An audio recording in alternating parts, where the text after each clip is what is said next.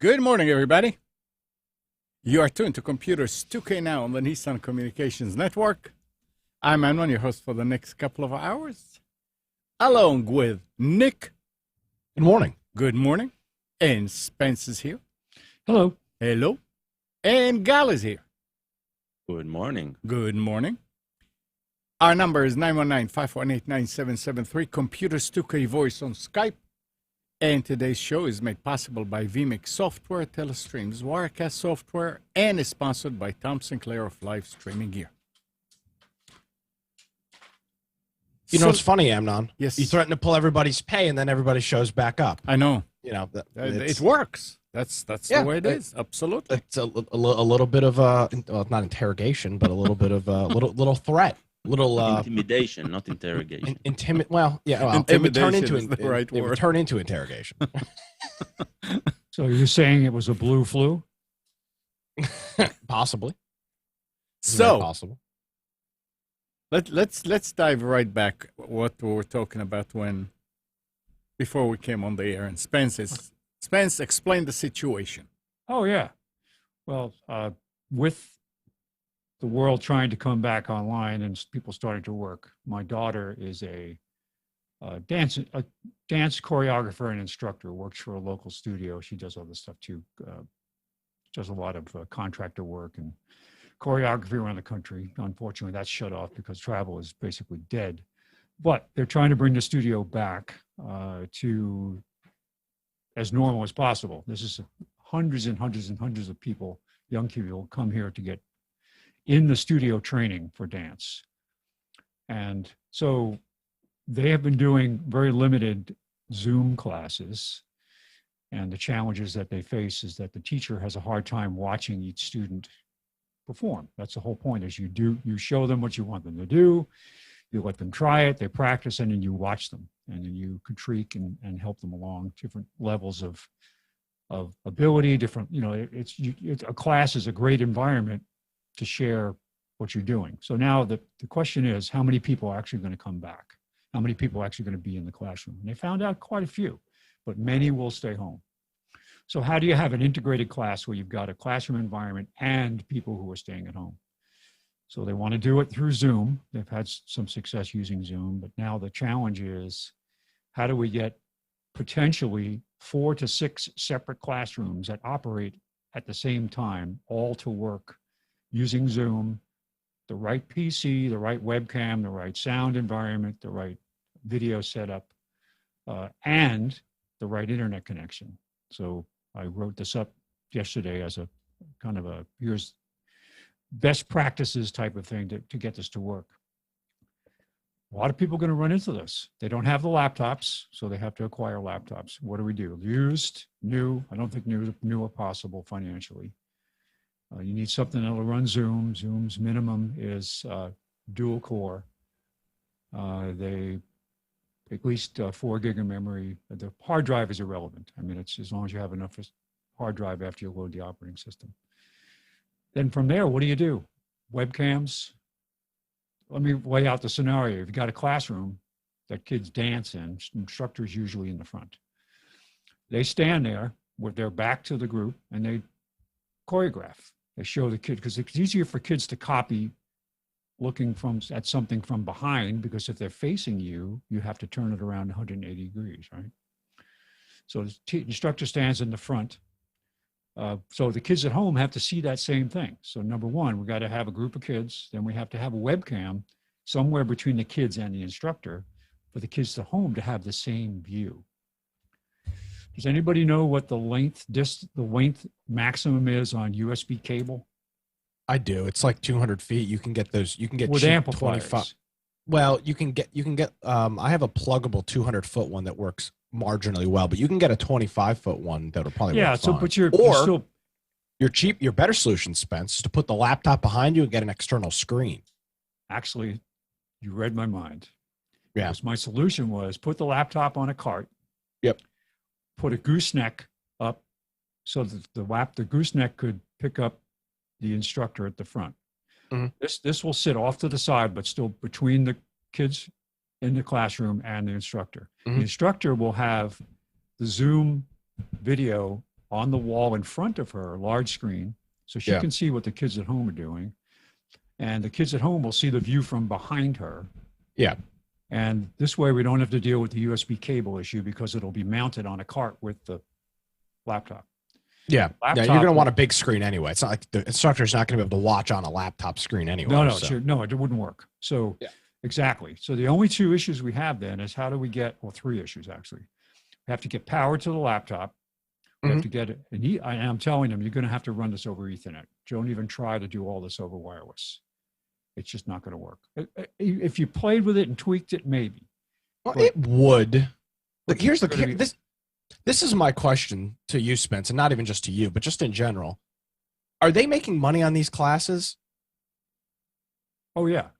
Well, then it's a no-brainer. I mean, that, when you said, they don't have the budget, to me, that's just kind of a BS cop-out answer. I mean, if you're charging for something and you want to try to adapt, it's not a non-for-profit.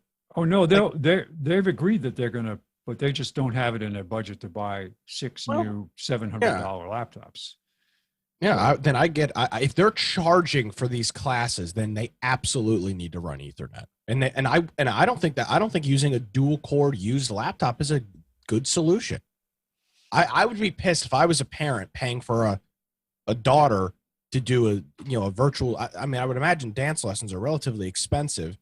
Doing a virtual Zoom dance lessons, and it's an unmitigated disaster because the dance studio cheaped out on equipment. I'd be pissed. But I don't think why it needs to be a really beefy machine. Why not a Raspberry Pi? They can encode video.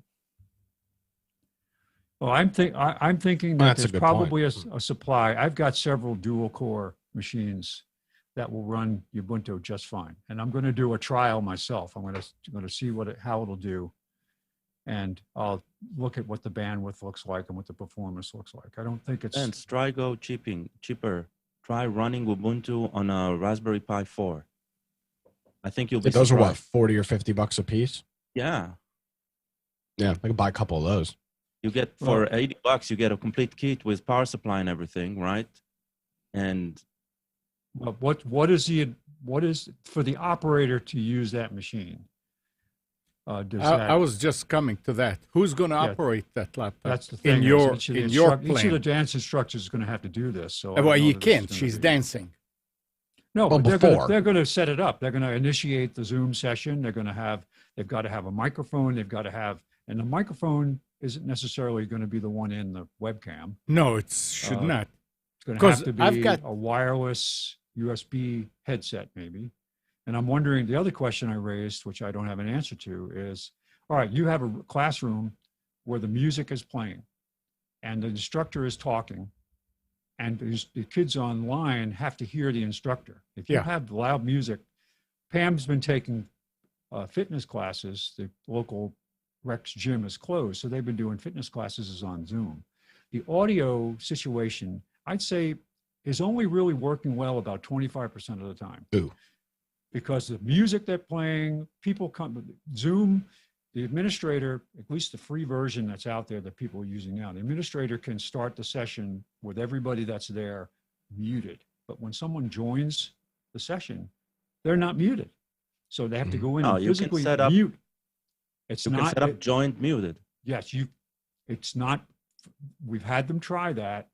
And for some reason, the administrative access that they have for their session is not allowing them to set that as a global.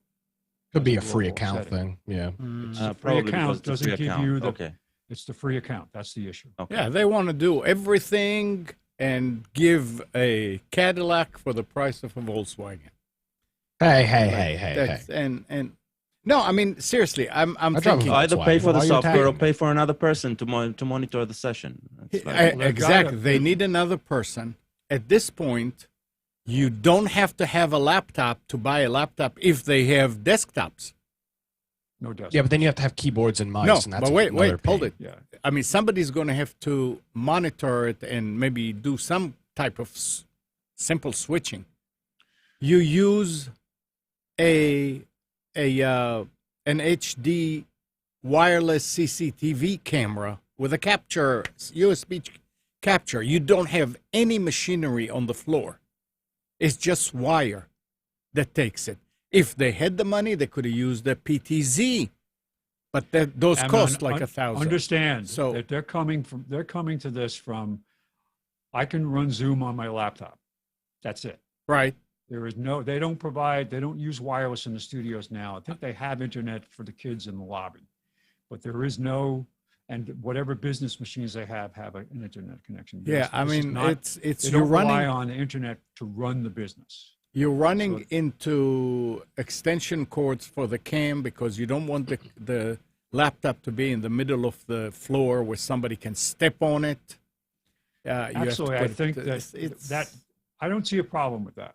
okay. Because So that's a laptop on a cart that's sitting there is not an insurmountable obstacle. Nobody's going to be coming forward of that line they put on the floor. yeah.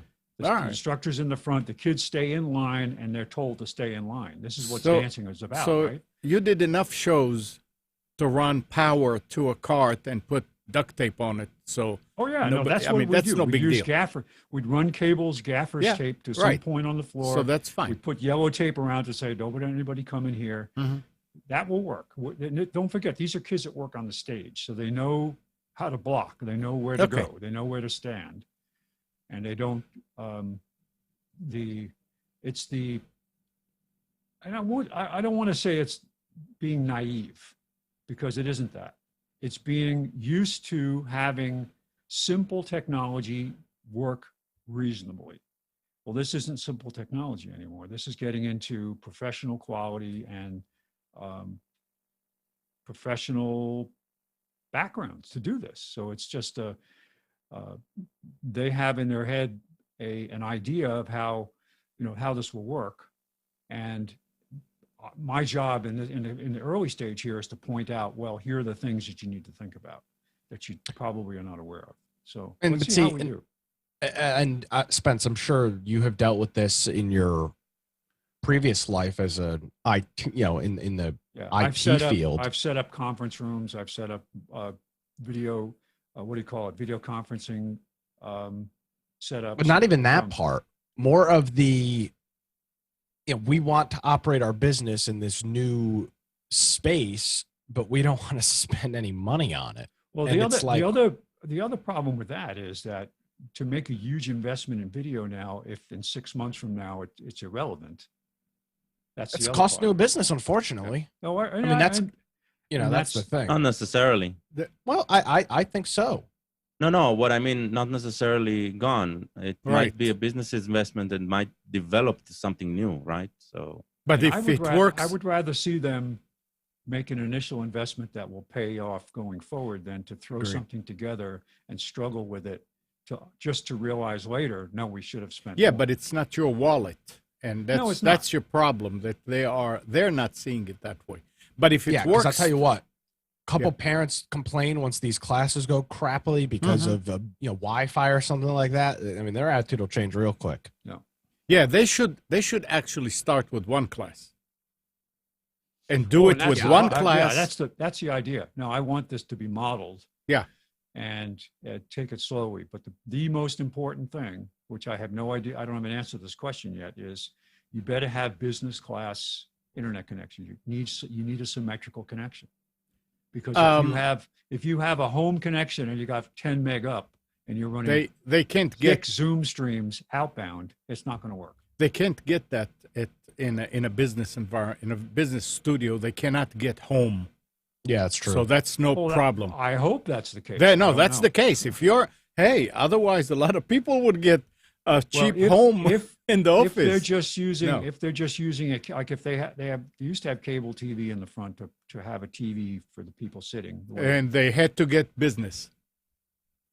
I don't have confirmation on that. Oh, but I mean, I believe you're right. But yeah, I have some customers that, in the garages that have waiting rooms, and they have a TV for the people that are waiting.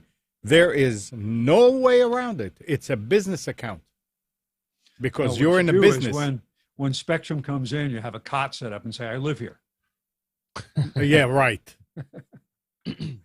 No, So it doesn't these are the work. questions I need them to Yeah, confirm. take for me to that say off. Take that off your table because they have to have a business. And let me tell you something. The difference between a business and home, Spence, nothing. The only thing you get is faster response to problems, because I was trying to find out if I will change my account here at home with a business account. What am I gaining? Is it going to stay up? They say it's the same as a residential one. If the service goes down when the power goes down, then it's going to do the same thing with the business. The only thing is when you have a problem, you have priority when we come out, how long it takes us to come out and fix it. So it's Priority not SLA. the what? You have a priority in your Yeah. SLA. You have priority because you're paying more, but you are Good luck not getting a enforcing better. an SLA. Yeah. You're not getting better connection. You're not getting any better network. It's the same network. It's the same everything except the service that comes with it, the Yep. customer support that comes with it. But don't worry about it. It's moot. I mean, they're in a business, in a studio, in a business area, I'm assuming. Yes. Yeah, they cannot get home. No, so. actually, they're not. They're in a retail shopping center. Hey, Oh, the then it's shopping all- yeah. center. That's it. That's a business. Yeah. You cannot. I mean, if you have a store in the mall, you cannot get the cheap home account in there. You have to have business account. Yep. So I mean, it's going to be interesting to see. I'm going to, like I said, I have a dual core. I'm going to play around with the Linux version of Zoom you can try it and see. and see how easy it will be to use. I would love to see these machines be dedicated to just that and not have to worry about Zoom will not run on Windows S, by the way. Interesting. So yes, I've read that in the. I when mean, was they're doing not the going to research. use those laptops for anything else because they're going to be on the cart. It's going No, to be I set wouldn't want up them- and all wouldn't that. want So them to. that means they're going to have to take it apart in order to use it for anything else. So yeah. I remember my first exposure Hmm. to a true professional video conferencing setup, the whole room experience, the immersive room experience. How after we have been doing video conferencing, PC-based video conferencing with our own internal product for years. And then Nortel bought was it Nortel? Maybe it was Avaya. I don't remember who bought it. Bought a company, an Israeli company that was a video conferencing company, and how that suddenly now was going to be merged together, those Yep. worlds. It was very different. So, Well, but So- talking about business versus residential, and about Spectrum, I'm switching subject here. Is it okay, Spence? oh yeah, Oh, you didn't even mention. Go ahead. What did you cancel? Yeah, that's what I want to say. That's what Oh. I want to talk about. So Friday, I called Spectrum. Gal was here last week, and he kind of finalized the Plex thing, and it's Sweet. working. And I called them, and I said, I was trying to be nice, so I said, let's see what you can do to lower the price. So She said, well, we can bring it down to 170. I said, I want it like around 100. And she said, no, there's nothing we can do. You can get the streaming package, and that will be altogether $114. Yeah. And I say, Streaming package with what? No, streaming.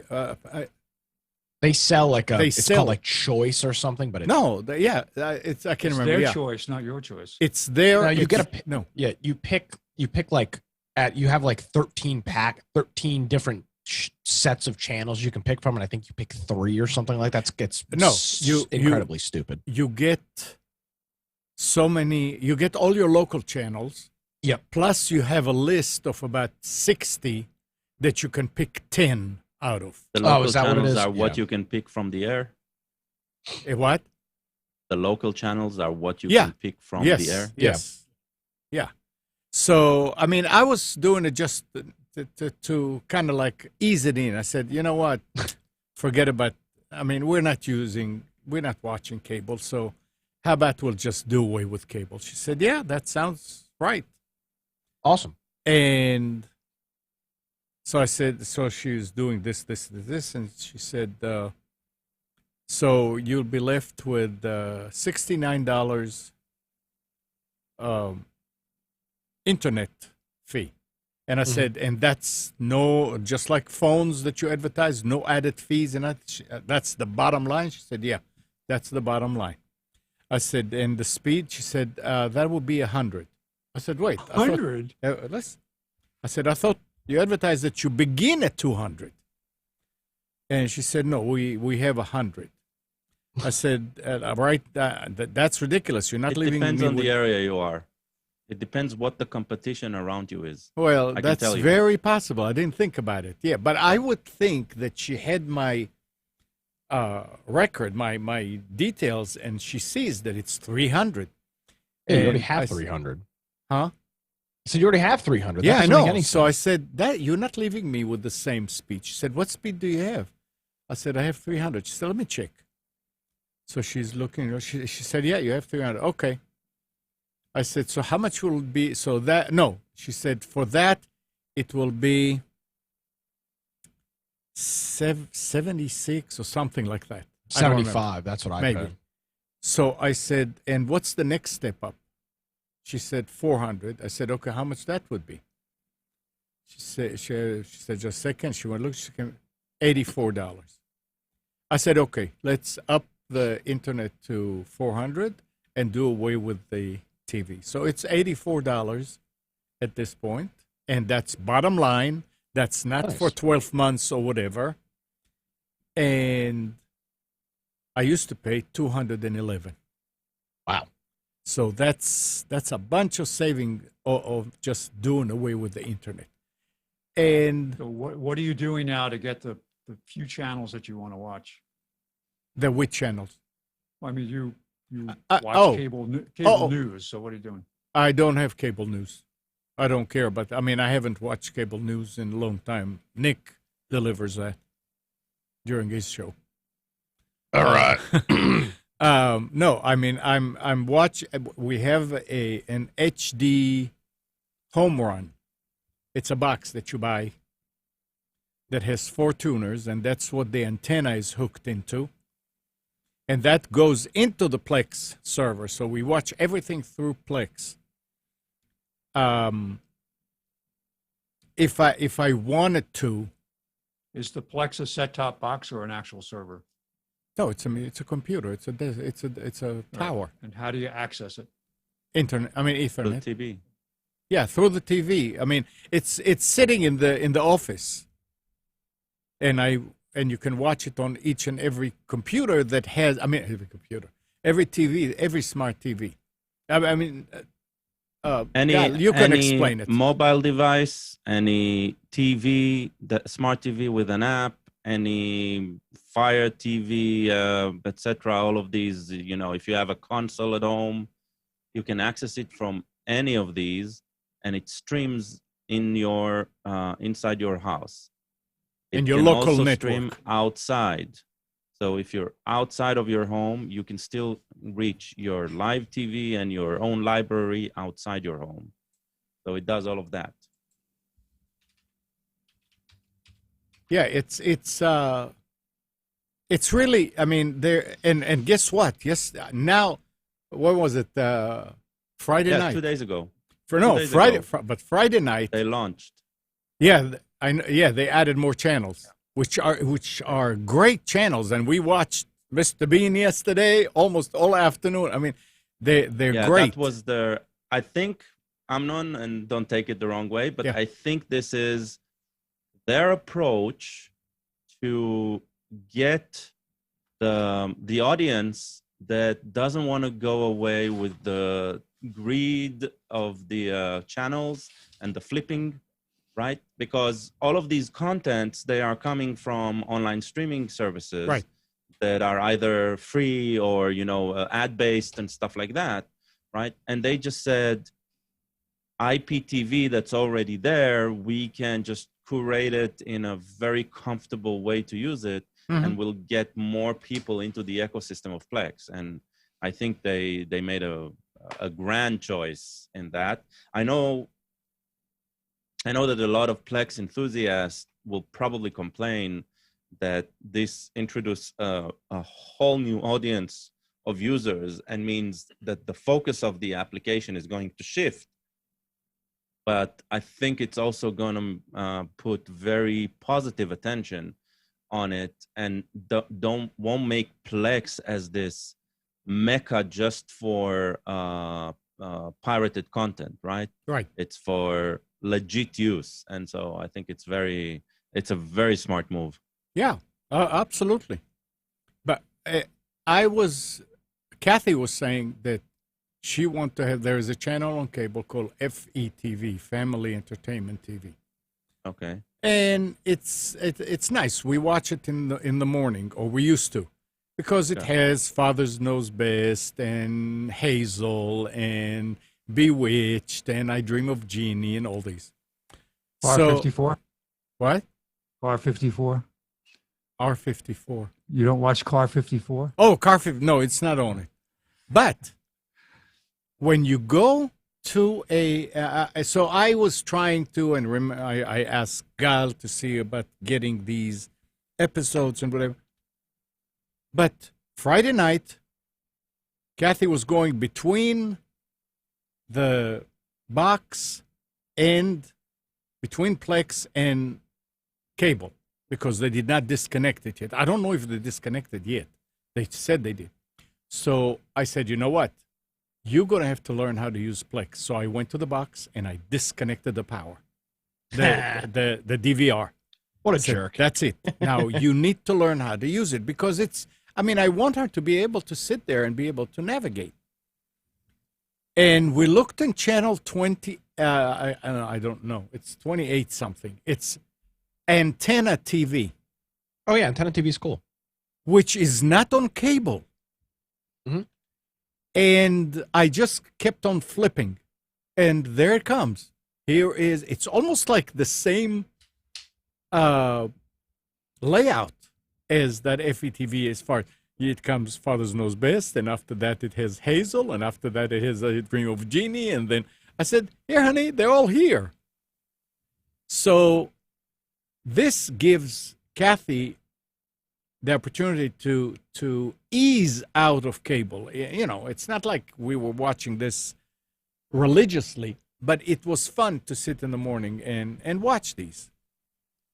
So there's a lot of channels locally that you normally don't get with cable, or even if you get it with cable, you don't pay attention to them because they are the 28.1, .2, .3, .4, and 40.2, .3, and you don't pay attention to them. But when this is all you have, you start paying attention and you see, oh, they have this, oh, and they have that.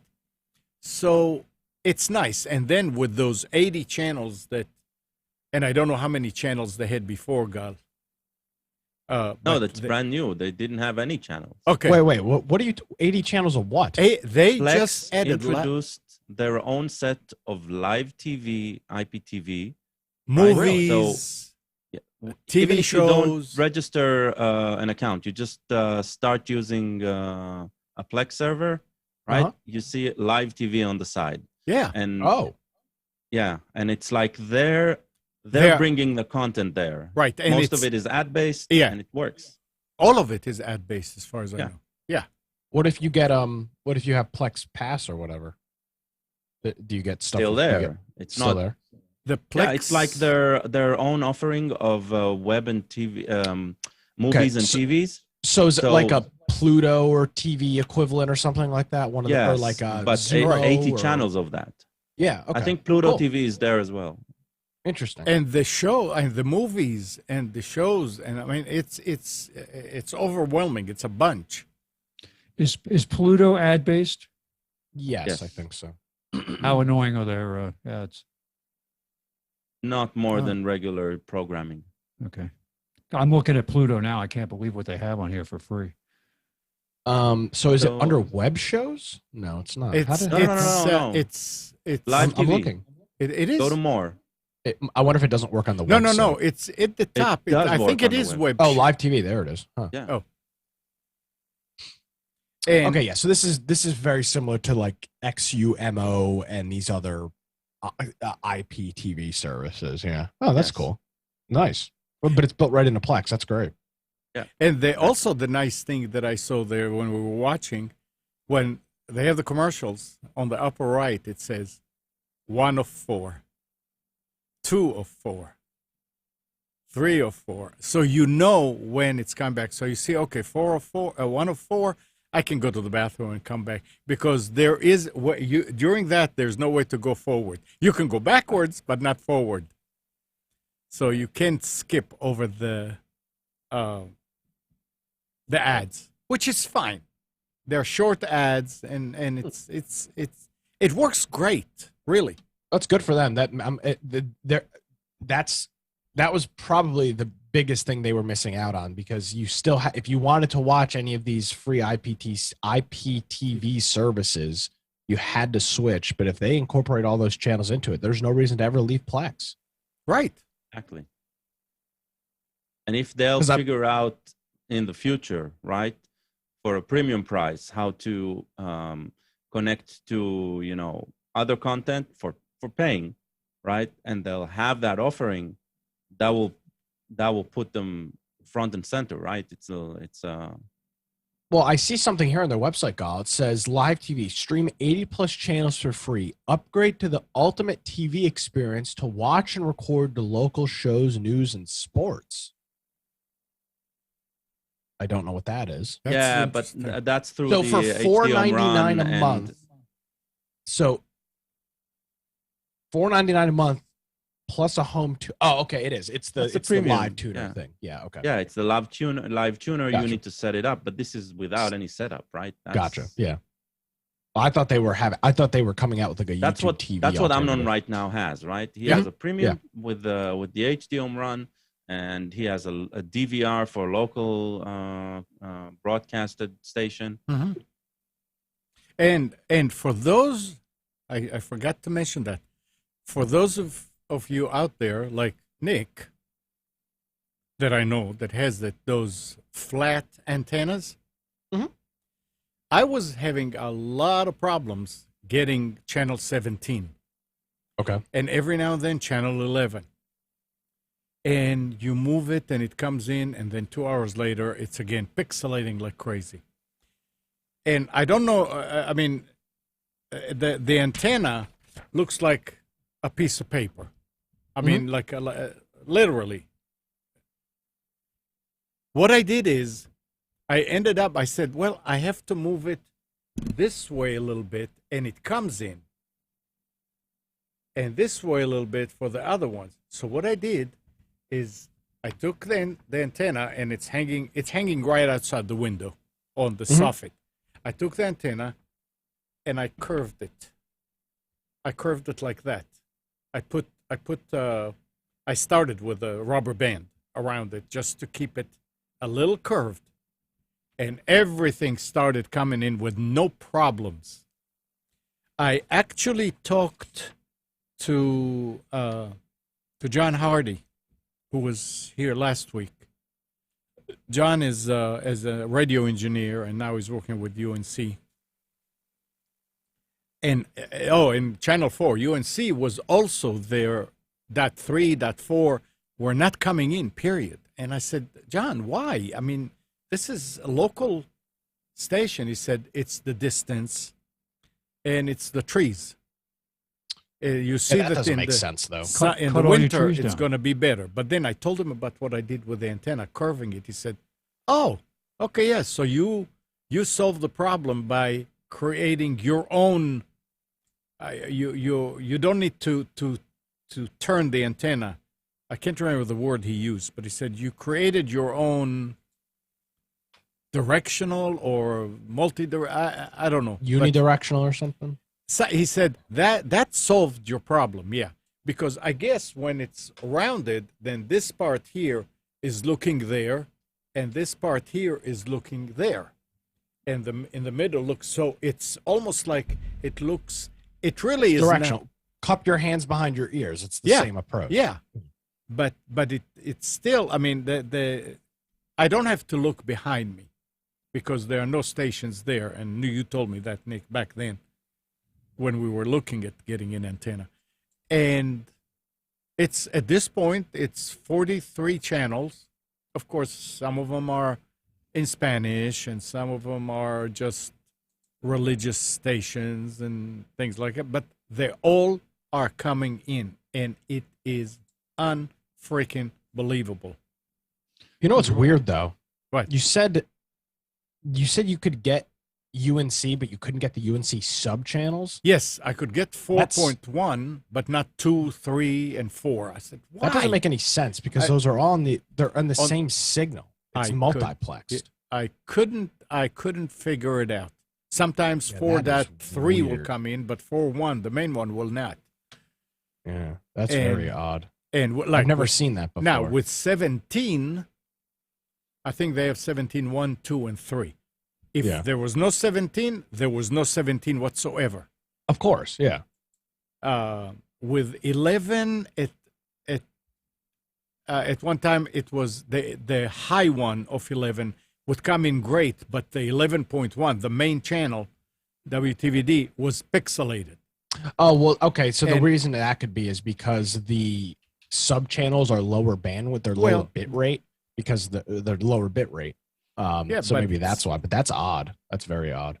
But it's perfect. And what I did now, I mean, I had coax going from the box in the living room back, not from the box, from the actual cable feed to the bedroom. Mm-hmm. So now you can't use coax. I mean, you can use Ethernet, but I had another antenna because I bought another one that will fit better, white color. So I had the black one. I put it on the dresser, and I curved it again, and I put it there, and all the channels are coming in with no problems whatsoever.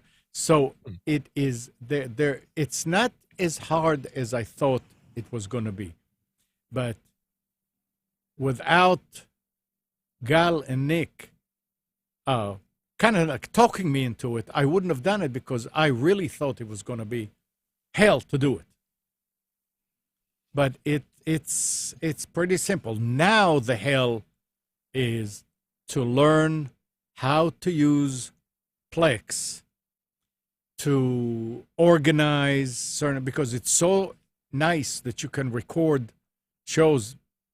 You know, you go in and you just, and it's available also with cable. I don't know, but you can go in and say, I want to record this, and it asks you, do you want just this episode or all the episodes? All the episodes. But it also always puts it in an area that's called web shows or something like that. I don't remember.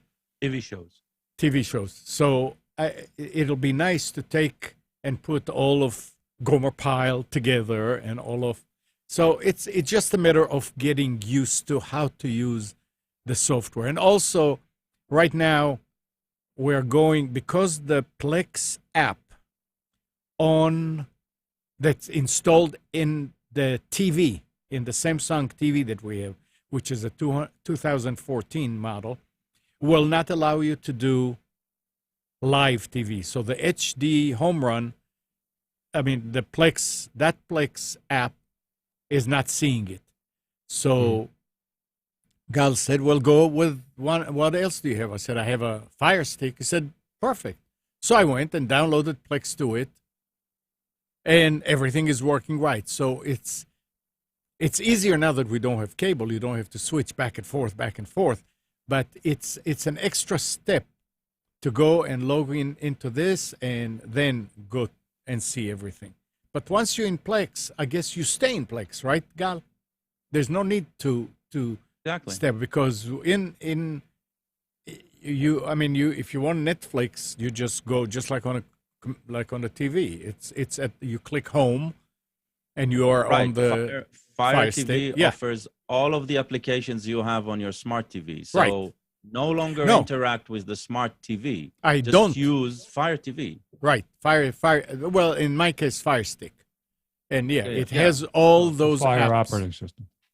Yeah, they have all that. So it's a matter of getting used to it and saying, oh, okay, yeah, here, oh yeah. Are there And any there issues is- with Plex from an update perspective? Do they like to enhance things and change things and say you need this update, or I don't know, Gal. is it? You'll get a notification on the web server if you go there that there's an update.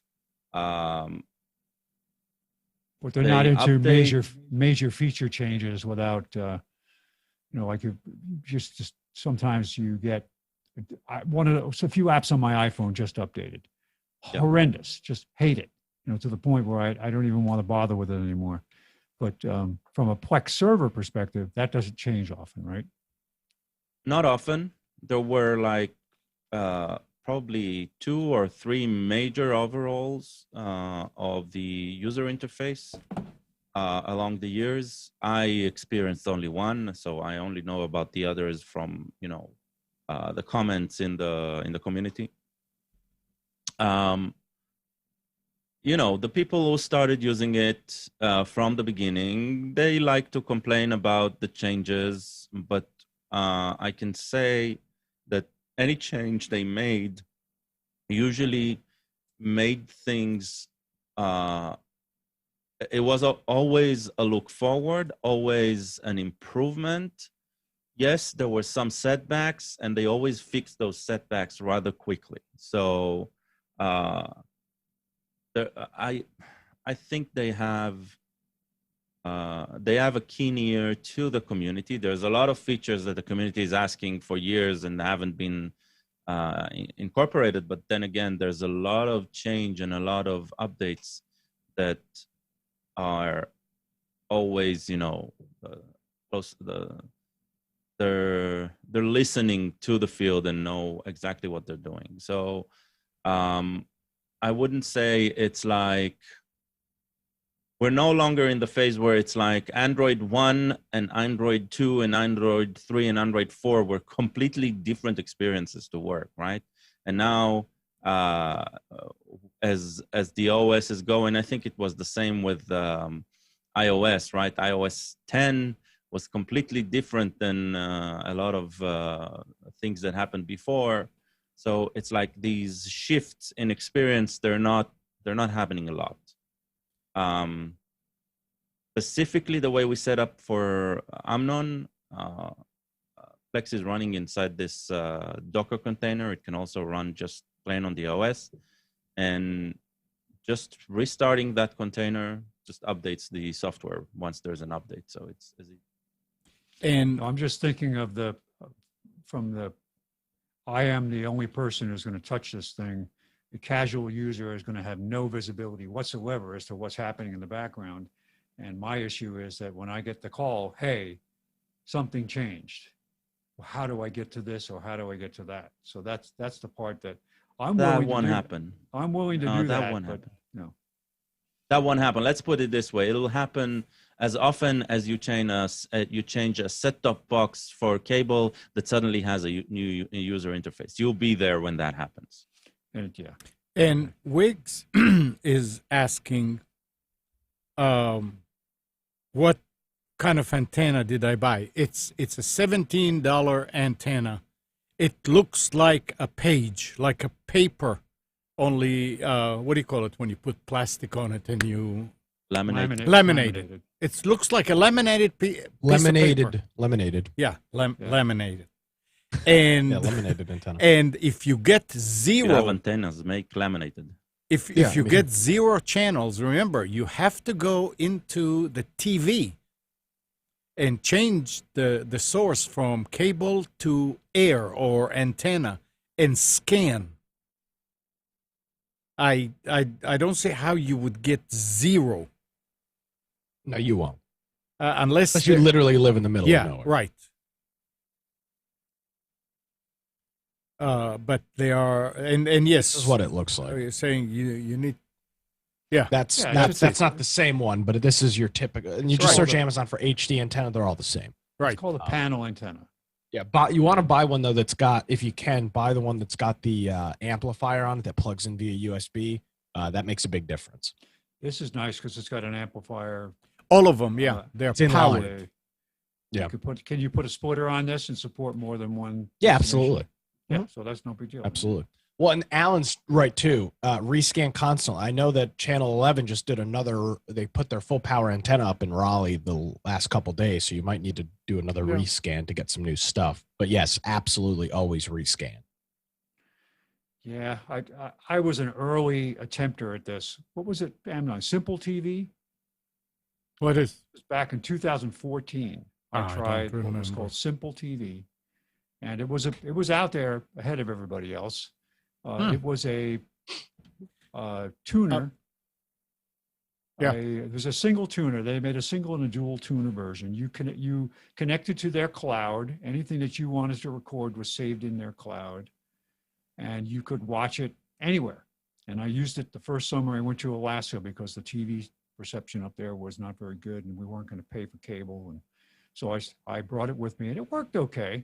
And you could record shows back here in the Raleigh market, and they just didn't keep up with the times for whatever reason. They came out with some new hardware. They were working on a local storage DVR style box, and then they were just gone. And it worked, but I had no need to use it locally because I had cable. Yeah, that's the thing. But this was way out there. This is the very beginning. Gal, you said you had to leave.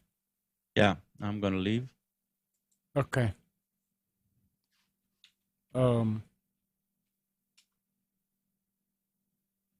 Spencer, you ready for specials? Yeah, let me bring it up. All right, Gal. I guess you're not going to get back before the end. No, it starts the 11th. So. Okay. Say hi to Guys. everybody there. Did you know that there's someone out there with computers2know.com that does performance analysis? What? Yeah.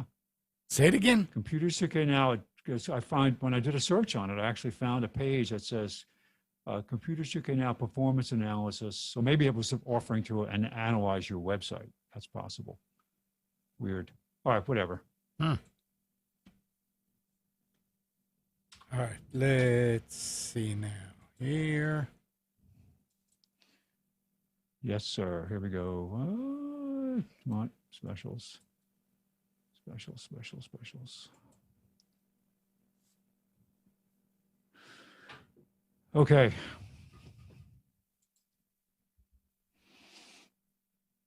I'm ready. Are you ready? Yeah. Okay. Then go. You're ready. Go ahead. All right. So I thought it would be fun to look at. I found an interesting meme this morning. It's like tech support. What are the 6 different views of tech support, right? What my friends think I do, and they show a technician there with his multimeter inside the computer, looking for the problem. I'm going to find the problem. It's in the computer there. What my mom thinks I do, and it shows a mad scientist in a laboratory. What society thinks I do, and it just shows a guy just sitting there on the phone. What my boss thinks I do, it shows somebody taking a nap in front of their computer. What I think I do, and it's Geordie LaForge with the warp drive engine, right? And what I actually do, and it just shows a Google search screen, which I think is probably the most realistic. Yeah. I can attest that's accurate. That's accurate. How the hell do I fix this? So, I mean, we do actually retain things. And once you do it enough times, you're like, I don't have to look it up anymore. I know how to do it. But first time through, and then you got to be careful as you go through those things to weed out the absolute total crap that some people put out there. I think it's a disease that someone wants to get famous and put something out there and will record a video, lousy video quality, lousy audio quality, lousy graphics, and totally wrong information, and just put it out there on every subject. It doesn't have to be computers. So just absolutely amazing. And then I love this. And who's aware of the different user, what do they call it? What's not configurations? When you log into Netflix now, when you log in, you get your profile, right? So it's got a great meme here. It shows 4 profiles. It said person who pays for the account. There's the first one. And then the next 3 profiles are Parasite 1, Parasite 2, and Parasite 3. It's so true. It's so true. I started using Hulu to watch a show that suddenly disappeared 2/3 of the way through watching on Amazon. Just was working one day, next day came back, it was gone. Not even available to pay for, just gone.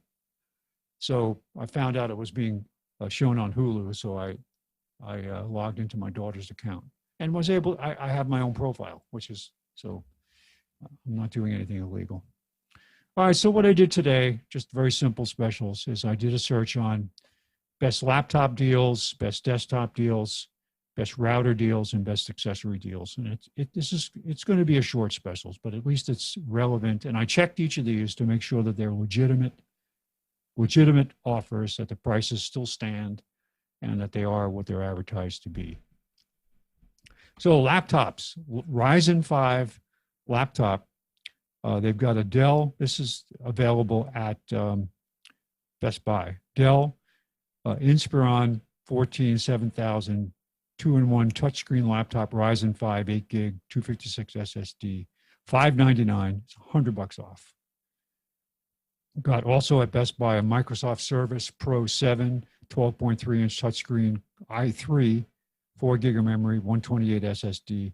It doesn't seem like all that powerful, but as prices go, $699, $260 off the regular price.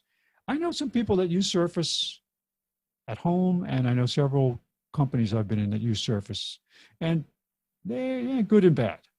Depends on what you're doing. It depends on the applications and the actual business need that you have. Mm-hmm. Some people like them. I don't think I would ever buy one, but maybe somebody gave me one. I'd play with it. All right. HP Spectre X360. This is a Core i5, 8 gig of memory, 256 solid state drive, 13.3-inch touchscreen display, $749. This is normally priced at $1,149. This is right on the HP site, direct from HP. It's a good deal. Desktops. Got a HP Elite mini PC Ryzen 5 Pro, 8 gig of memory, 256 SSD, Windows Pro for $439, normally $739. So we're talking about $300 off. What a deal on that. That's direct from, no, I don't think this is direct. I'm sure. I don't think this is direct from HP. It doesn't matter. I mean, it doesn't matter. It's available. But again, this is all, I went and checked all these ads. HP Pavilion all-in-one, touch optional laptop, Core i3, 8 gig of memory, 1 terabyte hard drive, $649. That's $100 off the regular price. And finally, you don't see a lot of sales on Macs. You do see them occasionally, typically not from Apple. But this one is a Mac Mini i3, a quad core, 8 gig of memory, 128 solid state drive, Mac OS Mojave. It's not the latest, but I think it should be upgradable to the latest with this hardware. $719, which is $80 off the regular price. Again, all the links are here for browsing these things. Routers. Wireless routers. Did not look at anything in the larger price ranges because it just, you get up there and it's like, what are you really doing with this? So you're really going to need some of these so-called features. What you want to look for in a router is throughput. AC 3000 is going to be a higher throughput than AC 1750. But for the Wi-Fi. For the Wi-Fi, yes. Yeah. These are gigabit routers. So Right. these are going to give you gigabit connections. I just ran speed test this morning on this desktop. I'm connected through a gigabit Ethernet connection down to my Archer C7, which is downstairs. I have a new Archer C7 upstairs that I used, and I bought it the same way this is for sale here at Amazon. But I was getting 235 down up here on my network, and I'm paying for 200. So I'm actually getting more than what I'm paying for, which is okay. But we have some low-cost, high-performance wireless routers here. We got a Jetstream AC3000 tri-band gaming router. This is sold at Walmart, and it's $69.99, and it is a hell of a router. AC3000 means a higher aggregate speed, multiple streams. Now, keep in mind, you do have to have compatible adapters to get these features to work on your Wi-Fi device. Next one is a TrendNet AC2600 Stream Boost MIMO, which is multiple in, multiple out Wi-Fi router, high performance, $90, and that's available at Amazon. And also a favorite of mine, the TP-Link Archer C7 AC1750 wireless router with gigabit dual band with gigabit switch built in. Most of these now do support USB connectivity for hard drives. I have in both of my C7s, I have some type of storage connected that is shared across the network. It's Windows networking. It's very easy to use. You can configure it to do FTP and some other things. $59.99 for that C7. What a value. I mean, it's really a good router. That's what I'm using an Asus 1750. Yeah. So good stuff. All right, accessories. I was going to do a search just on good deals on webcams.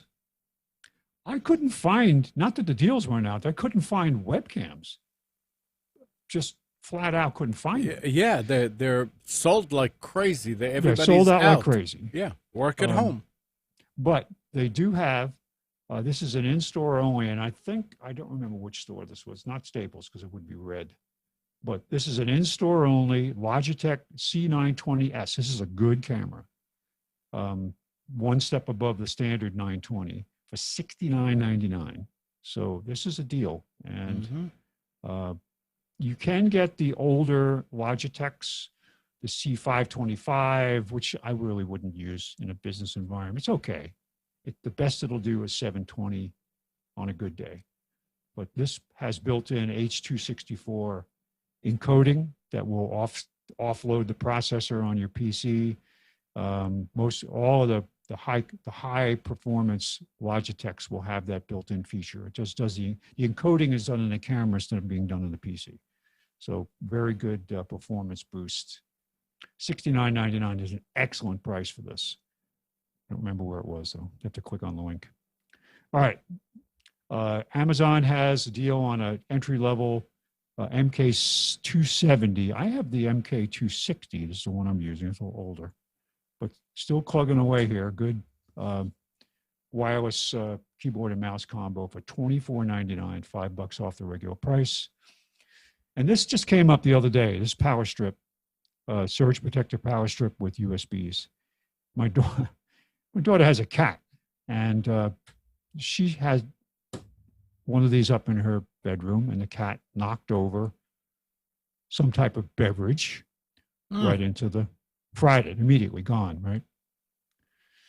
So she replaced it with the one, she had an identical one downstairs, or nearly identical one downstairs, brought it upstairs, put it up there. Within a week, the cat fried the new one. The same thing, knocked something over. She didn't realize, she thought she had it off to the side and it wasn't affected, but it turned out it was affected. So she fried yet a second one. But this is a good deal. It's a it's called Power River. It's one of those generic brands. Power Strip, 12 outlets, 5 USB ports for $22.97, and this is Amazon Prime. So good deal. 1875 watts on the Power Strip itself, 15 amp, and then multi-plug. It's got some plugs oriented 90 degrees out from the others, so it'll be a little easier for you to fit more stuff into it.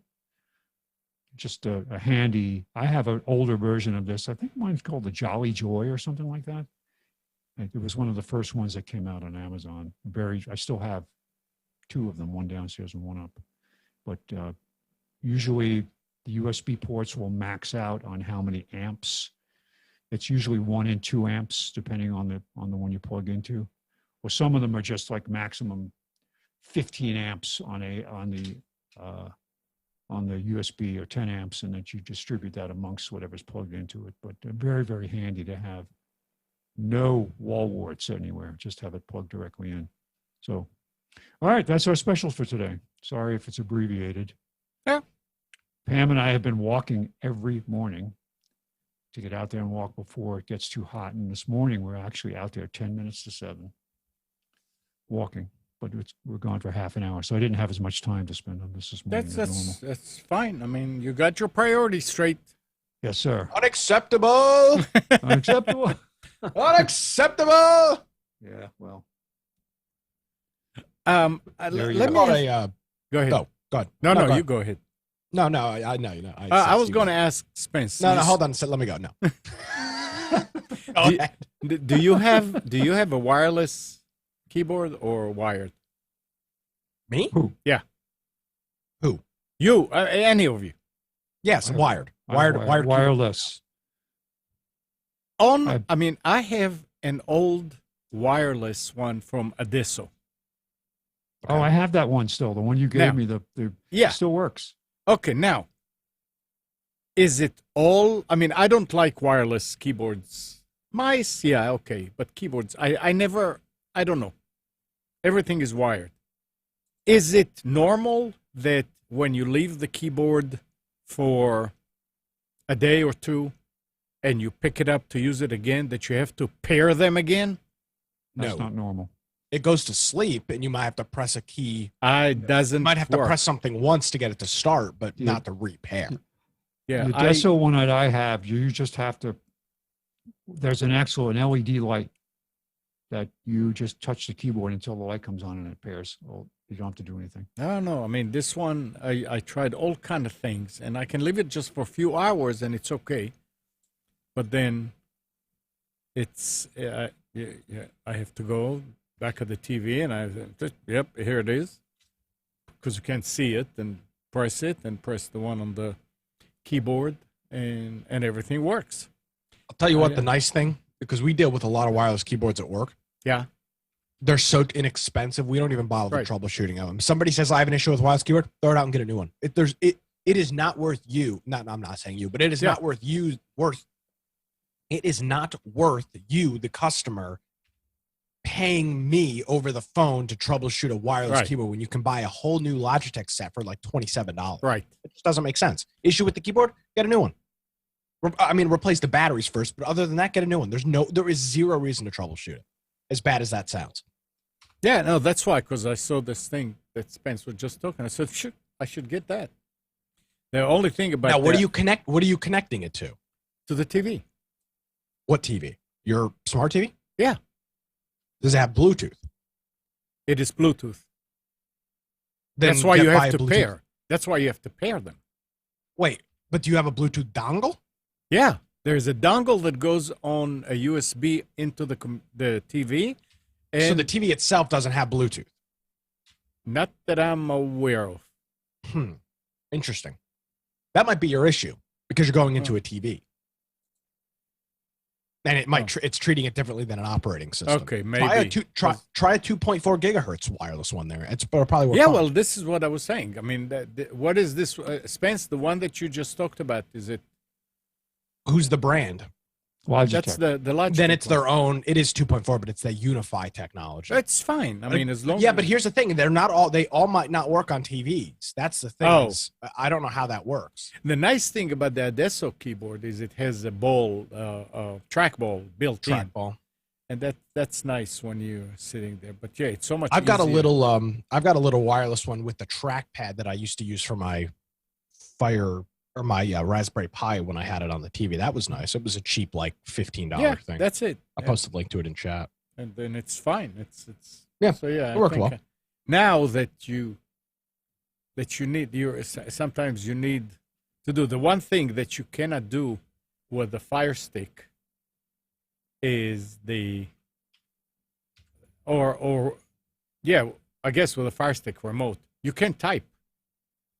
Yes, you can. It just takes forever. You can pull can't. up an Well, on-screen yeah, TV. you can. Oh no, I'm sorry. You can't go to a certain channel. You can't put channel 24. You have to flip correct. through them and get to it. Yep. And Kathy said, "Why can't you just type it in?" And really, I see.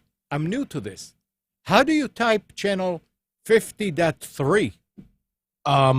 Is you there a look at your way? remote- Is there a way? Yeah, so like on my Okay. remote, I have this little button.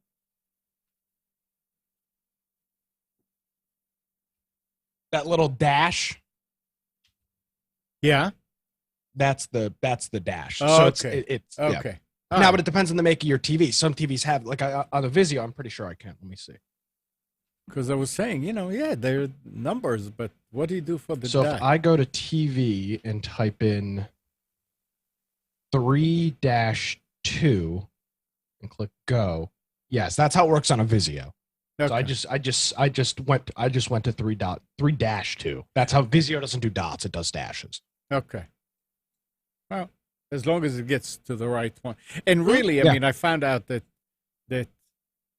like in the bedroom, I use the TV remote. I can type 50, and it goes to 50.1, and you can go 2, 3, 4. I mean, it's because no there big is no deal. 50. There is no 50. Right. But I mean, I don't know that I can enter a .1, so it goes to, there's not that, it's not that many channels, so you can even flip through them and it's okay, but you have to keep the wife happy. That's what they say. Yes, sir. You'll find out. Don't worry. One Happy of these wife, days. happy life. I can't confirm or deny.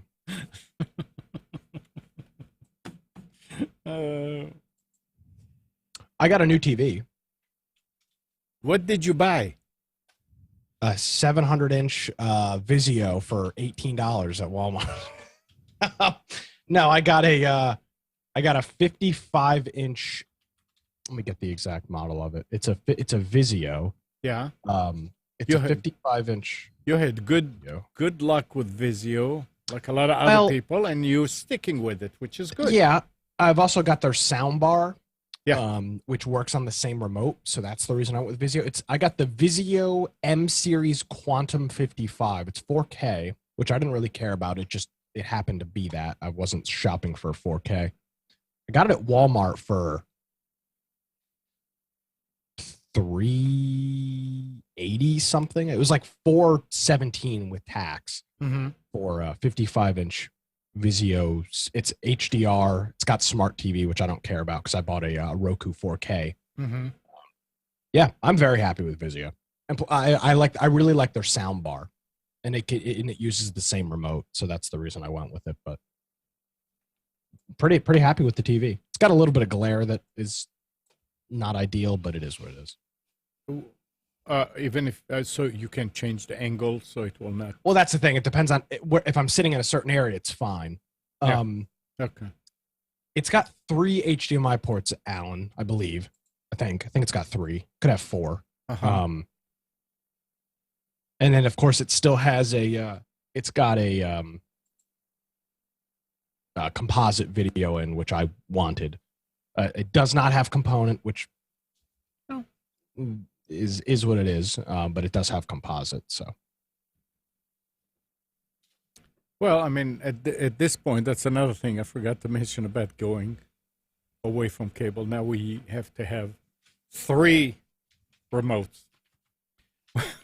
One is Well, for Come on. one is for the More TV. remotes, the better. Well, but Gal did say that he's going to show me which Harmony Mhm. remote I should get. He said, "Yeah, you can do it all with one." But right now, there's a remote for the TV, there's a remote for the Fire Stick, and then there's a remote for the sound bar.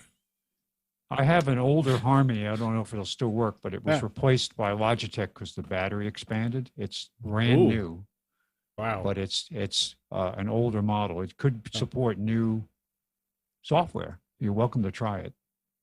No, I mean, I want him. I mean, he would know which one. So because we have to have two of them, one for me, one for her. Right. And with cable, it was easy.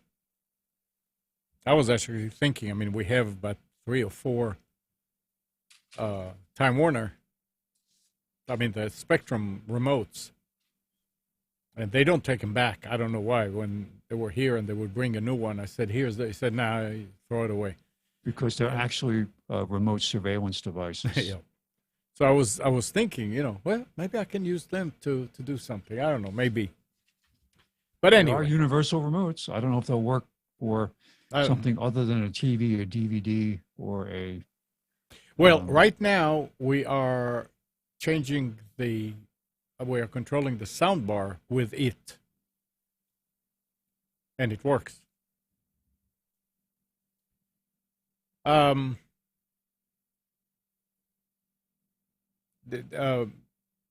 Here's an article here from Slashdot. When you tune into a National Basketball Association game after the league restarts its season on July 30th, following a shutdown during the coronavirus pandemic, things will look a little different, they say. They say that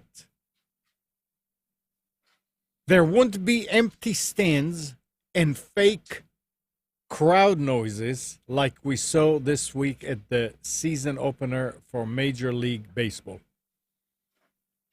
Instead, the NBA will invite fans to attend virtually. They will actually invite fans, displaying their real-time heads in the stands using massive screens and Microsoft software.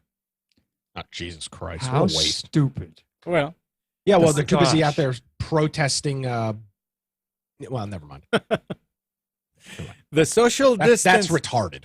Let me just say that for the The record. social distance. I mean, but we're looking at the technical thing of it. The social distance fan experience, which the NBA and Microsoft announced Friday, will be displayed on 17-foot screens instead of the game court, designed to reproduce the look of otherwise standard stadium seating. Microsoft will use its Teams software, Oh. new Together mode, to pipe the faces of up to 300 fans into the seats. Oh, that's it? Well, the fans will need cares? to have special tickets to participate. Yeah, special mean- tickets, which means you got to pay. Yeah, oh, of course. Well, let me ask you Wow. this. Yeah. How long until somebody puts a swastika or a penis on I I the was know. gonna screen? say- I know. And That's it's- what I Yeah, was how are they saying. going to stop there being Yeah. some Yeah. unacceptable Yeah. content? Yep. Yep. Or a Naked- MAGA, naked- a MAGA hat. They'll lose their minds. Oh God, no! Take that. No, I can't even think about that. That gives me nightmares. Because to police something like this and to moderate it, it's not an easy task. I would love to see just a huge penis on. You know what? NBA And- game. Think Yeah. about if they have to control this and moderate it, that takes time and there'll I be know. latency built in. So how do you, if somebody does something, gets a big shot or a big play, and then there's a 5-second delay before the crowd reacts? Right. To it. Oh boy. Yeah, I Let know. me tell That's you what. So I've been watching some baseball. My parents were in town; they just left. So we were watching some baseball, and they're doing the crowd noise. Mhm. I didn't notice it until almost the game was over. It The was cr- so subtle, and it was. I don't know if it's the whole league that's doing it, or if it's the broadcasting company that's doing it, depending on what channel the game is on. But they did a really good job with it. You did. I did until I pointed it out. I didn't realize that there was an issue. The best ones actually have a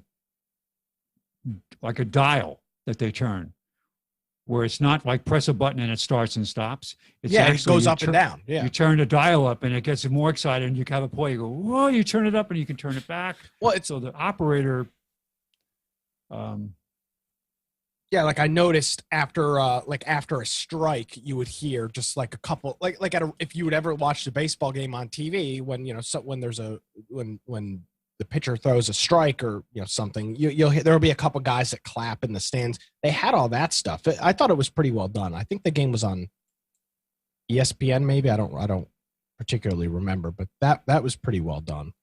And then they did like cardboard cutouts at the Mets stadium, and of course they couldn't even fill that with fake people. So I thought that was interesting. No offense, Bob. Sorry, but yeah, it worked really well in baseballs because I didn't notice it until the end of the game. I mean, if they're not going to have, I mean, this is funny because I'm thinking now that you said about crowd noise. If they're going to bring your noise together with your headshot, then there's going to be noise of 300 people at the most. Which what's going to happen when my mom starts vacuuming when I'm at the basketball game and comes in and yells at me to clean my room when I'm trying to watch a basketball game? Everybody on national TV is going to hear my mother yelling at me. The toilet, damn it! Like what's gonna happen here? You're gonna have 300 live microphones. I mean, come on. Or worse yet, what if you have unmitigated disaster? What if you had a live murder? Oh, jeez, that's awful. Yeah, somebody breaks in your house. Got somebody in a bar somewhere, and there's a fight breaks out, and somebody grabs somebody around the throat, and that's the end of it. Yeah, it's there's so many. I mean, we're living in bad times right now, but it's also funny times to see how all these organizations and people and whatever trying to adapt to a new situation. And to me, it seems like the best way to do it is have something as discreet as possible. Don't make it a big deal, right? Just and that's part of it is when you point out, oh, there are virtual fans, you look at it differently. If you just don't say anything, and that's why I didn't notice it in the baseball game till it was closer towards the end, because they didn't say anything. You just heard. I've watched thousands of hours of baseball on TV. There's always just general chatter and, there's just noise in the background. And if you don't point it out, you really don't notice it. You tune it out, kind of. Yeah, of course. It's just, yeah. How many, I sleep with a fan on. Mm-hmm. You sleep with the fan, you tune it out. I have a fan on in this room right now. I don't even hear it. That's a good point. And I don't think that the advertisers will have a problem with no fans, because I would think that the fans will be watching it. And when you're sitting in the stadium, you may not be looking at their name, the advertiser. But here, when there's a camera that's controlled over there, I mean, if they take the camera and point it at, I don't know who's advertising, but a company, Coca-Cola, everybody sees it now. So it's True. In a way, it's even more exposure for the advertisers. So they should not they should not shy away from advertising on something that doesn't have. Take this for what it's worth. The first game of the season was Thursday night, I think. Yeah, Thursday night. It was the Yankees and the Washington Nationals. It was the highest rated regular season game in 9 years. Wow. Nice. There's a lot of pent up. There is, yeah. Demand. So, for an advertiser, yeah, you talk about captive eyes. and it's a much shorter season. So hopefully people's attention spans And the first last. the first game of the Hurricanes is coming up. It's August 1st or something like that. or They keep 30th? moving the date. I don't know what they're doing with Huh. hockey. They were supposed to start in the early July, then it was middle of July. I haven't been following it. I don't know. They're having a problem with the ice. They can't get the ice to freeze. They're working on it. It's too hot. Dude, you ain't kidding. It is hot. So listen to this now. Sure. Smartwatch and wearables maker Garmin has shut down several of its services last week to deal with a ransomware attack that has encrypted its internal network and some production systems. The company is currently planning a multi-day maintenance window to deal with the attack aftermath, which includes shutting down its official website, the Garmin Connect user data syncing service, and even some production lines in Asia. In messages shared on its website and Twitter, Garmin said the same outage also impacted its call centers, leaving the company in a situation of being unable to answer calls, emails, and online chats sent by users.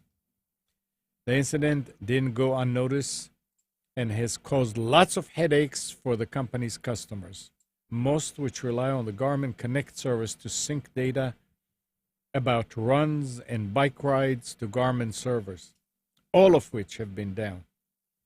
Some Garmin employees are attributing the incident to a new strain of ransomware that appeared earlier this year called Wasted Locker, though this has not yet been verified.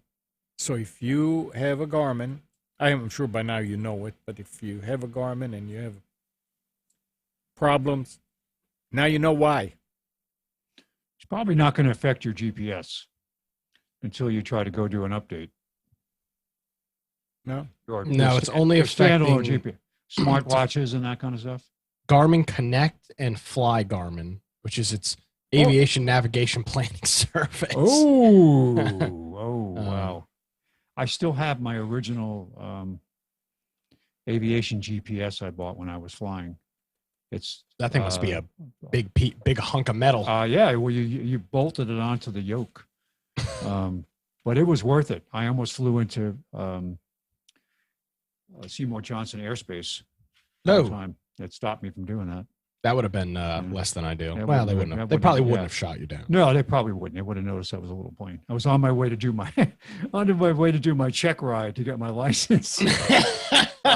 Flying out to where did I go? Goldsboro, and I'm on my way, and I'm like, kind of hazy, and I'm like, I don't see the antenna I thought I'd see, because the whole point was to go there without using the GPS. They won't let you use, really to train and to get certified. Now they probably will, but yeah, that saved me from making a big mistake. And maybe shut down. What was the name of that company? Gosh, it was they were a professional company that made, it wasn't Garmin or anything like that. They did aviation stuff. Oh, what a great piece of hardware that was. It was expensive. I think it was $600 back then in the mid 90s. That sounds like a steal, actually. I mean, as expensive as it was, I'm surprised Well, it wasn't color. $5,000. But yeah, now the stuff they have now is incredible.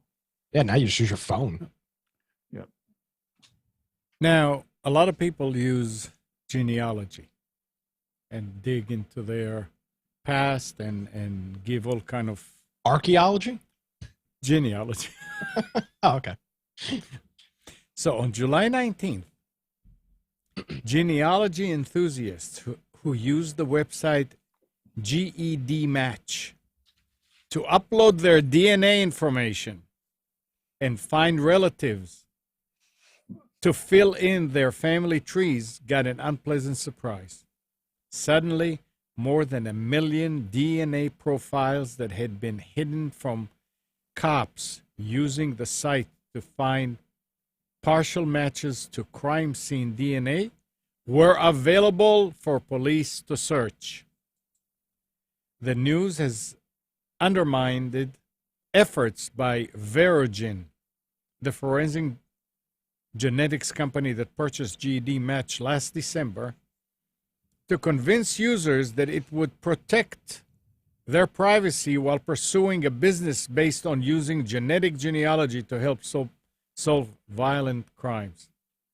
A second alarm came on July 21st, when MyHeritage, a genealogy website based in Israel, announced that some of its users had been subjected to a phishing attack to obtain their login details for the site, apparently targeting email addresses obtained in the attack GEDmatch just 2 days before. So all these DNA patterns, whatever, I guess were exposed. So if you walk down the street and you see yourself coming at you in a few years, you know why. I know a lot of people that says, I will not give, I know a lot of people that will not even do the COVID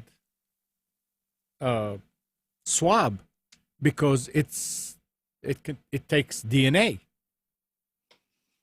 apparently. Well, I wanted to do one of these like ancestry.com things, but Yeah. I'm glad I didn't.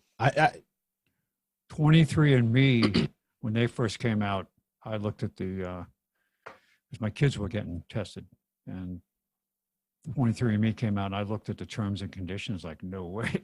Because Yeah. they really didn't, they said, oh, we protect your privacy, but we may in the future decide that we'll approach you about share. They don't automatically share your health information, but you don't know how well are they protecting it. That was the big concern when this That's stuff a started. big problem, yeah. Are you going to be? Could they sell your information and it affect? Like you go to apply for life insurance and say, wait a second, you have this gene. Sorry, we're not going to give you life insurance, or your health care insurance is based on your DNA profile. See, Bob points out a good point here. Genealogy for old people is actually the same as archaeology. grab your little paintbrush and your little air canister. And that's right. Go out of my yard and look for artifacts from my life. Right? Well, I've heard some stories about your attic, Spence, and some of the artifacts that may exist. There's artifacts up there. I don't know how many bodies there are up there. It could be some bodies. So Wiggs is asking, what do you think about these companies refusing to continue facial recognition software research? Why should they do further research? Everybody's against facial recognition. Yeah, but are we? What? I think we're against it. We're against facial well, I'm not going to say. I mean, you have to put it out there in order to develop it. I am against facial recognition software in the sense of you go to a downtown square and there's a bunch of cameras, and then there's a crime and they use facial recognition to find. They wouldn't do anything. Facial recognition would automatically find the person. That I'm not a fan of. Facial recognition for other things, like actual security and things, like Windows Hello, for example, I don't love it, but I'm more open to it than the police having this technology that they're setting up for God knows what. And they're giving all that stuff. And so is Microsoft, to be fair. But yeah, at least I have control over it if I decide, hey, I want to use Windows Hello to open up, which Windows Hello is their facial recognition software for Windows. And you can unlock your computer with it, similar to the Face ID on your iPhone. If I get to make the choice, and that's what it is for a lot of these things. I get to make the choice. If I want to use Windows Hello, great, I'll set it up. If I don't want to use Windows Hello, great, I don't have to set it up. And it's the same thing with I just bought a deadbolt lock that is, I think I talked about it in the show last week, that has got a thumbprint. Mm-hmm. That's my choice. If I want to give my thumbprint to whatever company it is. What brand did you buy? I put one in for a customer who shopped on their own and found this thing and they really liked it and wound up taking it out. I bought it's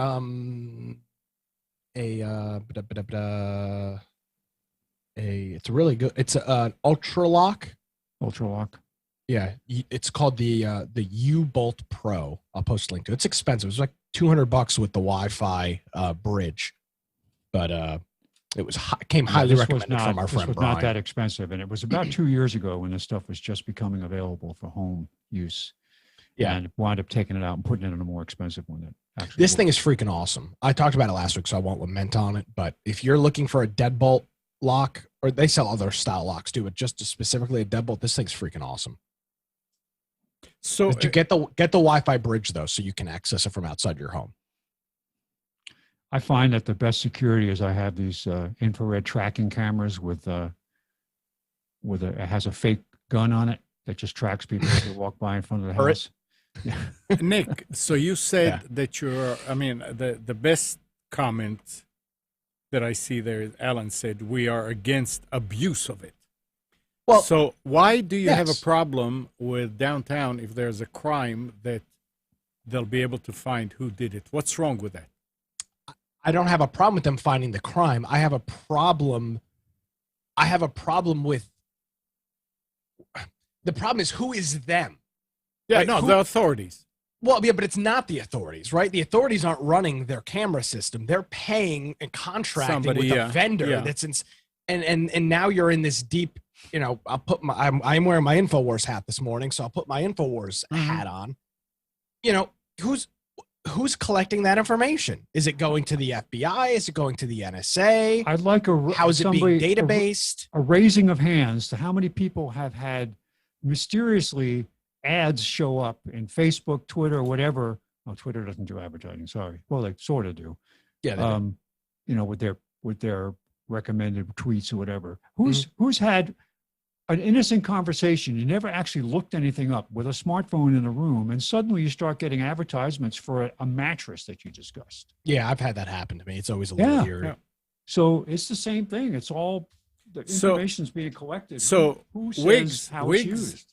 in the chat is adding facial recognition on your house to see who robbed your house and killed your family. Well, I that mean, might not be facial recognition running on your system. It might be Facial- that they take a video that you've recorded and they apply facial recognition to See, it. here's the thing with facial recognition versus recording. Facial recognition is autonomous. So there's not going to be somebody scrubbing through video. That's the whole, and they can. The point of facial recognition is so you don't have to do that. That's the whole reason. That's what you can have 1,000 cameras, but then if you want to find the killer or the criminal, whatever, you've got to scrub through all this video. Facial recognition, these systems would find this stuff out by itself and tell you exactly who the person is. That's the whole point of facial recognition. Yeah. Yeah, and the It's problem is autonomous. there's a lot of false positives or negatives. Well, there's false positives, and again, who is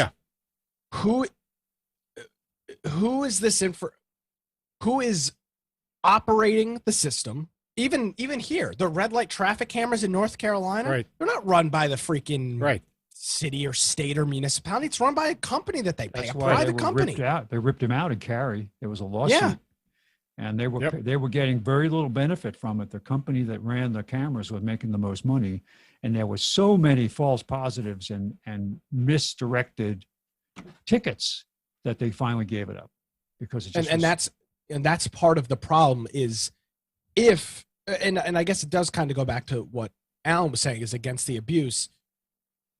Yes, against the abuse, but also against the middleman's not the right word, but the all of the different, everybody's going to have their hand in it. You're going to have the company that's doing it. Then you've got your sheriff's department, your local police department, whoever. It's just like when you add 7 people to all of these different entities to the information, something bad happens. It has to. Mm-hmm. Well, that's it. It's always the abuse of power in some. It's going to be a small thing, and if it gets abused, Yeah. Bob, contractors, absolutely. I mean, all of these security people that they bring in. Again, I'm not saying these people are malicious. It's oh no, just people are malicious. there are malicious people. There are. I don't think people genuinely are malicious though. But So there are bad actors out there in everything. absolutely, the FBI and what's gone on for the last 4 years is a great example of that. But I just am not a fan of. I'm not a fan of. Well, first of all, I don't trust the government at all, and that's kind of where this starts and stops.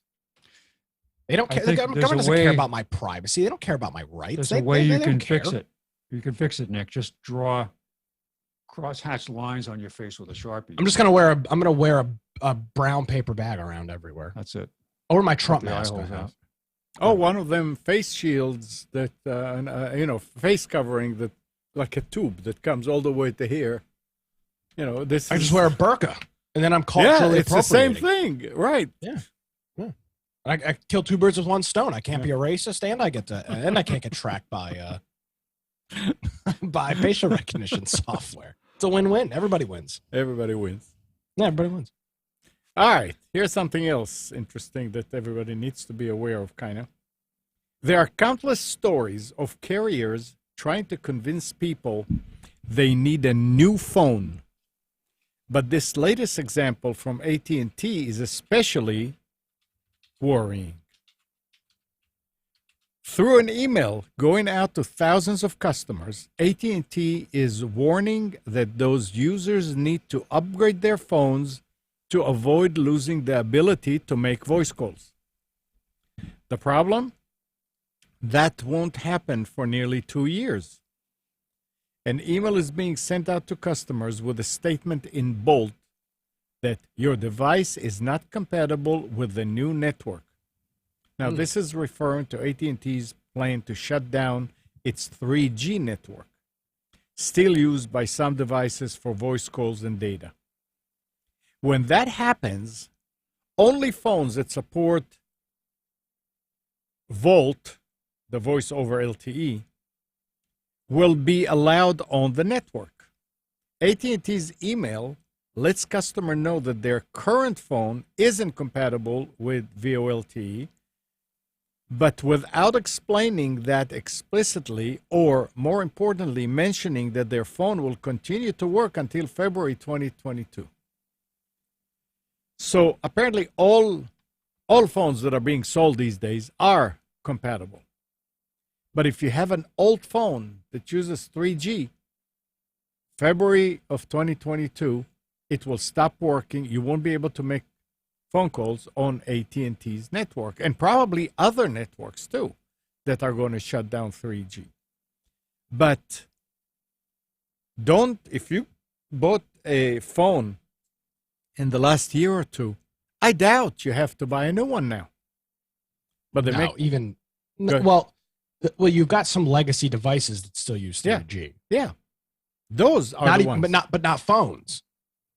Oh, well, I mean, none of these will work. Yeah, okay. But for example, you can get if you go to Straight Talk, one of those guys. Yeah. You can buy it's an ATA that runs over the LTE over the cell network. Yeah, so you get this device, and so an ATA is a telephone coupler. I don't know what does ATA stand for, Spence? Automatic telephone assistant. What do you call it? Terminal adapter. Terminal adapter. Yeah. So you can get a little box. It converts voice over IP to a traditional chip and ring and analog voice signal. So you get this little box from Straight Talk. It's got two little antennas on it, and normally it'll give you a regular POTS RJ11 phone jack. Yep. People use those for their home phones because you don't have to have you're not getting your signal from like AT&T or Verizon. It's not a landline. Yeah. Exactly. But a lot of those older devices are 3G because it's literally just voice. So those will be the things that will stop working. Any smartphone that you've bought in the last 10 years or 5 years. Yeah. Has Don't know 4G exactly antenna. how many years, but yeah.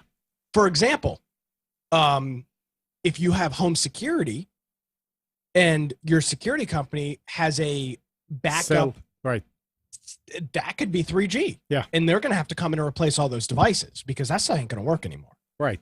So it's not as much for phones as it is for backups for securities and fire alarm systems, those telephone adapters. There's a whole bunch of stuff and to need to be updated. I would think that these companies that are installing those things know about that. Well, And they do they now, will- but I mean, Amnon, most people don't get new security systems often. So No, it's I like, understand, but Yeah. I mean, like we have a security system with a cell, actually only cell, and CPI will better get before if it is 3G that's going to stop working. I mean, it doesn't work with AT&T. It's hooked to something else. But the thing is, if they know, I hope that the companies are responsible enough to know and to Oh, they are. understand when this will stop working. But when you tell the consumer, hey, your phone is going to stop working and you're not going to be able to make phone calls, I mean, people start panicking and go and buy a new phone, even though their phone will keep on working. That's the problem here. But yeah, there's a lot of things that are involved. And who knows when the other companies will shut down the 3G. If you're on Verizon, they're all shutting it down. I would hope that they all do it at the same time. Well, it's not all going to be at the same time, but they're all working towards this because they're maintaining this crazy old infrastructure. But yeah, this crazy old infrastructure for devices that essentially are not in use. Like Windows. Yeah. Windows, I mean, all just keep the old stuff, compatible with, Yeah, I can't imagine it is very cost effective to be maintaining 3G infrastructure when 90+% of devices are on 4G. Every phones are all on 4G. The only thing that is probably left on 3G is proprietary devices, really old flip phones or really old smartphones. You remember they things used like that. They used to throttle you back to 3G if you went over your limit. Well, they throttle you back to 3G speeds, but you're still on 4G. Oh, that's true. Yeah. Correct. I stand correct. Well, and the idea with 5G, besides turning the frogs gay and giving you cancer, the 5G's range is and its penetration is the wavelength of it is incredible. Yep. So because if you live, and I don't live in the middle of nowhere, but I know people that do live in the middle of nowhere, they're constantly on 3G because the 4G is the wavelength of 4G does not suit. It's like similar to 2.4 and 5 gigahertz for your home Wi-Fi. Yeah. 3G is just better penetrating than 4G. As 5G apparently, it's not been really. T-Mobile's got the only 5G stuff in North Carolina from a map I looked at the other day, but that it's got a much higher rate of penetration, which is great. Well, my cell service here blows. The what? My cell service where I live now blows. Really? I have 2 bars of AT&T LTE. And in the apartment? How many bars? I think I had full. I was in Midtown. I had full service. Not that it matters because I have Wi-Fi. Yeah. But I found that interesting. So here's something else about AT&T. Having launched preliminary 5G services using millimeter wave hardware in late 2018, AT&T has technically been operating a 5G network for a year and a half. But between the 5G plus networks, few connection point, and extremely limited hardware support, most people in the U.S. couldn't actually use it. So last week, AT&T says its low-band 5G network is officially available nationwide, reaching a potential 205 million customers across 395 coverage markets. The carrier is also making 5G service available to a wider range of customers at no additional charge. On a positive note, AT&T is now the second U.S. carrier with a nationwide 5G network joining T-Mobile. Yep. Which launched a similar large offering in December 2019 using long distance but slow low-band towers. But T-Mobile low-band 5G peaks at speeds around 225 megabits. Oh. I'm done. I'm switching. Nowhere near the 2 gigabits peaks seen in Verizon's all but unusably small 5G network, while promising only a 20% improvement over 4G speeds on average. AT&T's low-band 5G network is expected to deliver comparable performance, but is using a technology called DSS to dynamically split prior 4G spectrum between 4G and 5G phones as user demand fluctuates. So AT&T apparently is going 5G for real this time. Well, Wiggs is asking about 5GE. That was 4G enhanced, which was just 5G was just a marketing term. Yeah, there was no difference in technology. Right. Now it's real 5G. Yeah. Well, now because it sounds like now because it's actually approved. Yeah.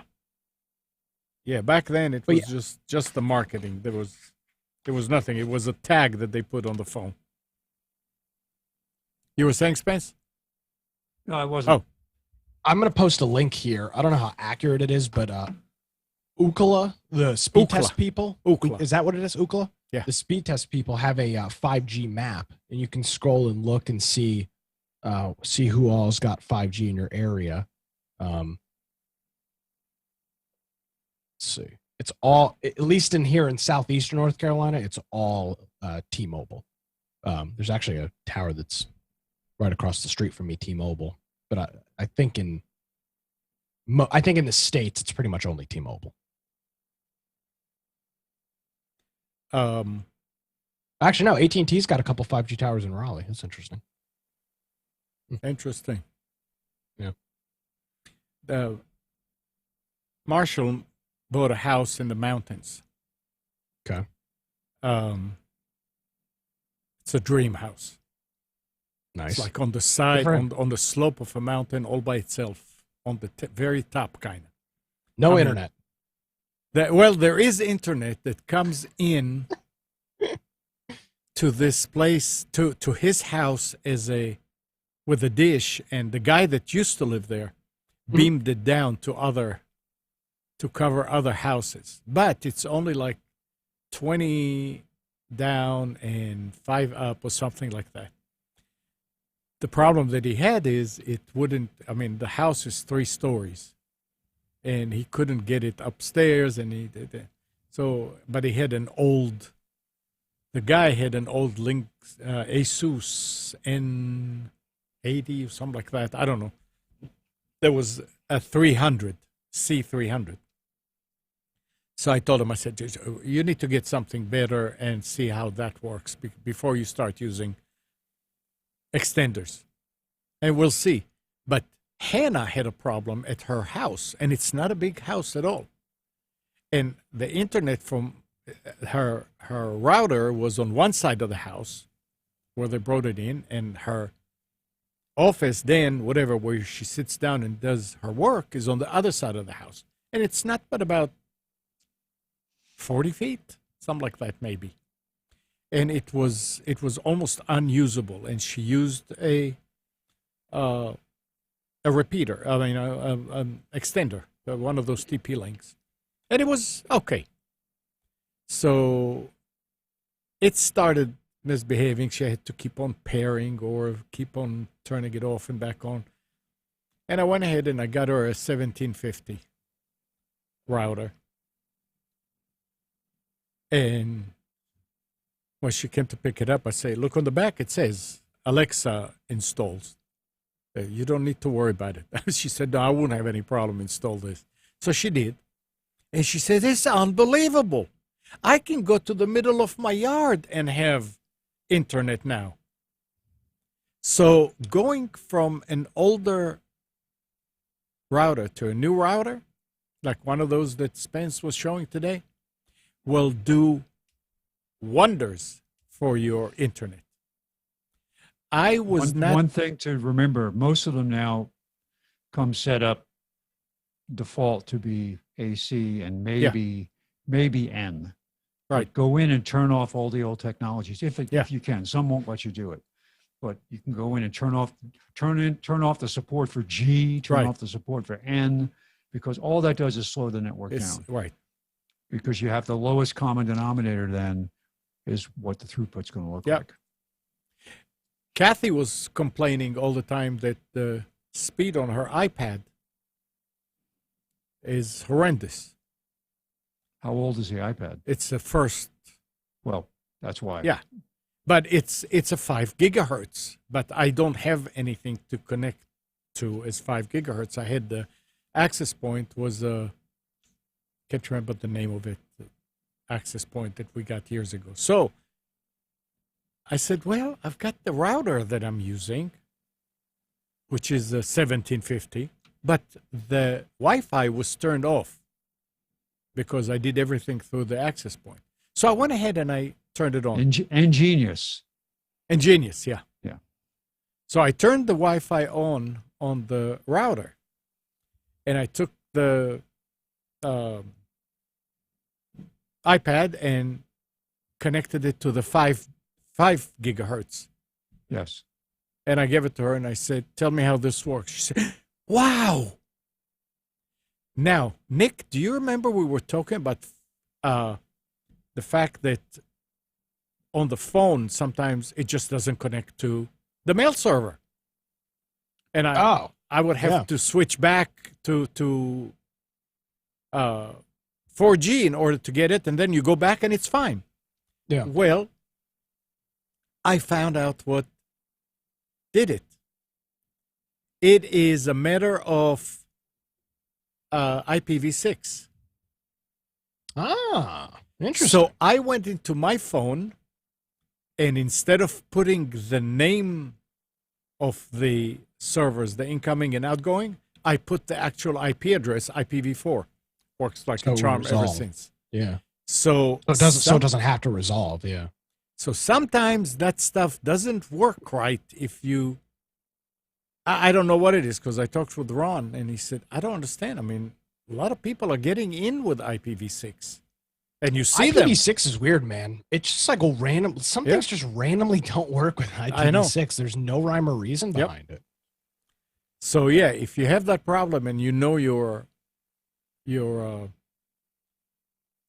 mail server IP addresses, you can put that instead of the name, and everything should work okay. Because you were saying that it happens to your phone sometimes too.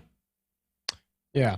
But yeah, it always worked with the 4G. Well, I've got IPv6 disabled on my network here. Yeah, I did too on the machine. I don't do disable. I've got it disabled on the router. I don't want it. All it does is break things. I had to keep it because that's how we do the backup. Yeah. So it's interesting. Little things like this that you never think about. Wow, yeah, that works. All right. It's that time of day. Anybody has anything else they want to mention? No, sir. All right. Spence? Spence is talking with somebody in the room.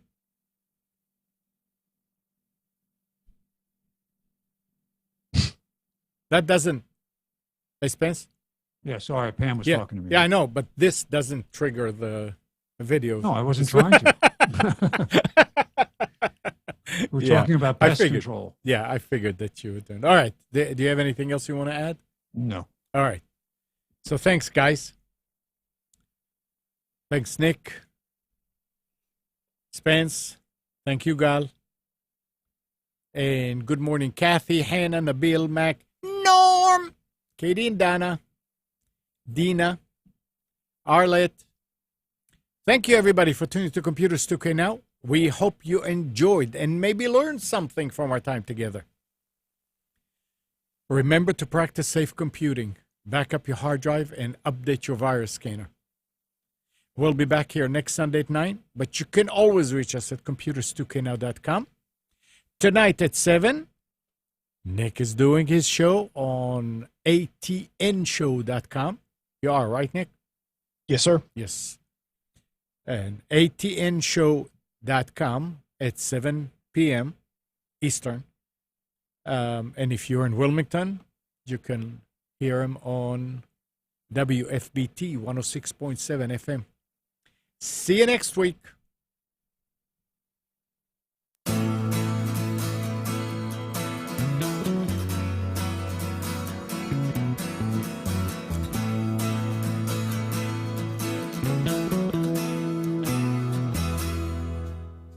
You are tuned to the Nissan Communications Network.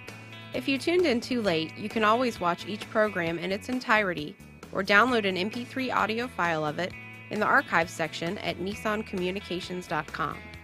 Don't forget to subscribe to our YouTube channel, follow us on Twitter, and like us on Facebook.